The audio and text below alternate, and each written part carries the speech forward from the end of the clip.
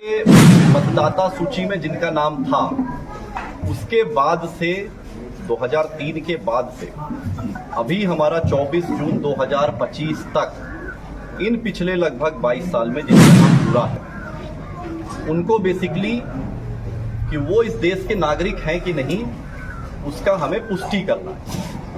एकदम सिंपल भाषा में हम इस चीज को ये समझें। अब इस पे आयोग की जो गाइडलाइन है उसमें सभी घर में ये गणना प्रपत्र बंटना है। ये बांटेंगे बीएलओ, सभी बीएलओ को ये हस्तगत कराया जा रहा है, सभी घर में ये बांटा जाएगा।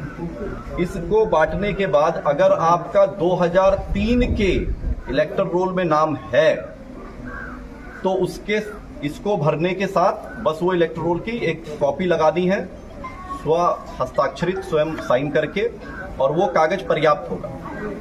अगर 2003 के इलेक्टर रोल में नाम नहीं है उसके बाद फिर एक नई जो उसके बाद चीज शुरू होती है वो ये है कि आपको दो तिथियों को ध्यान में रखना है। दो तिथि क्या है? पहली तिथि है 1 जुलाई 1987। 1 जुलाई 1987 के पहले अगर आपका यदि आपका जन्म हुआ तो आपका स्वयं का बस जन्म का एक प्रमाण पत्र इस कागज के साथ लगाना होगा।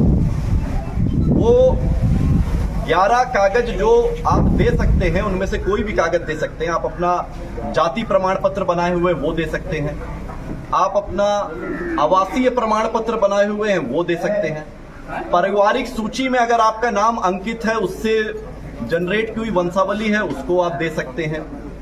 अगर आपका 10वीं की मार्कशीट है उसमें जो डेट ऑफ बर्थ लिखी हुई है वो 10वीं की मार्कशीट दे सकते हैं।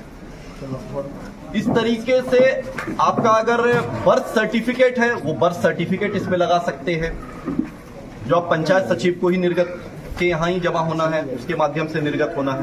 तो इस तरह 11 उनमें से कोई भी कागज आप इसमें लगा के दे सकते हैं। दूसरी महत्वपूर्ण डेट जो आपको याद रखनी है वो याद रखनी है 2 दिसंबर 2004।